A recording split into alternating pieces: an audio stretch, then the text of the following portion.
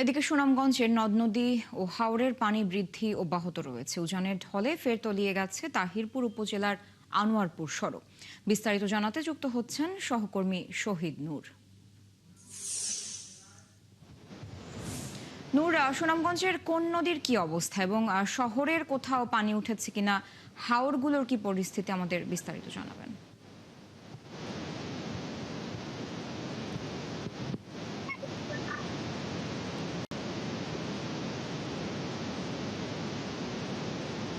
মেহজাবিন, ধন্যবাদ আপনাকে। দেখুন, আমরা যেমনটা গেল এক সপ্তাহ ধরে কিন্তু সুনামগঞ্জে সুরমা নদীর পানি, কুশিয়ারা নদীর পানি তথ্য জানাচ্ছিলাম যে ভারী বৃষ্টিপাতের কারণে কিন্তু এই নদীর পানিগুলো বৃদ্ধি পাচ্ছে।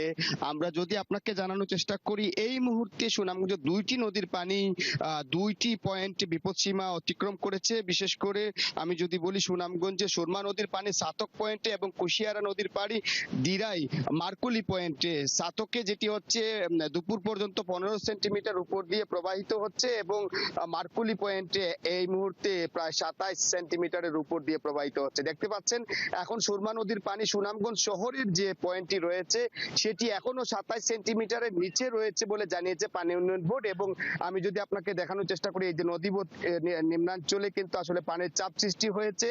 মাঠ বা পথঘাট বা ওই যে রাস্তাগুলো নিম্নাঞ্চলে, সেগুলো ডুবে যাচ্ছে। এখনো পর্যন্ত বাড়তির দিকে আছে, তবে স্বস্তির খবর হচ্ছে আজকে কিন্তু রাতের পরে যে সকালে কিছুটা বৃষ্টি হলেও দিনের বেলাতে রোদের দেখা মিলেছে, এখনো পর্যন্ত বৃষ্টি হয়নি।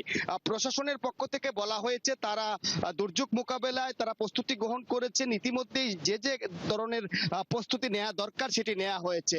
এখনো পর্যন্ত বন্যা পরিস্থিতি ওইভাবে দেখা না দিলেও স্বস্তির অস্বস্তির খবর দুটি আছে। একদিকে তাহিরপুরের সড়ক ডুবে গেছে এবং জগন্নাথপুরের পাশ 8টি গ্রাম বিচ্ছিন্ন হয়ে পড়েছে সড়ক ডুবির কারণে।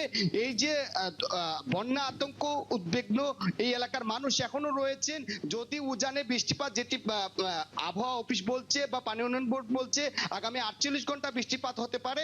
যদি এটা হয় তাহলে হয়তো বন্যা পরিস্থিতির অবনতি হতে পারে। জি শহীদ, ধন্যবাদ যুক্ত হওয়ার জন্য। দর্শক, যুক্ত ছিলেন সহকর্মী শহীদ নূর। সুনামগঞ্জের বন্যা পরিস্থিতির আপডেট তিনি আমাদের জানাচ্ছিলেন।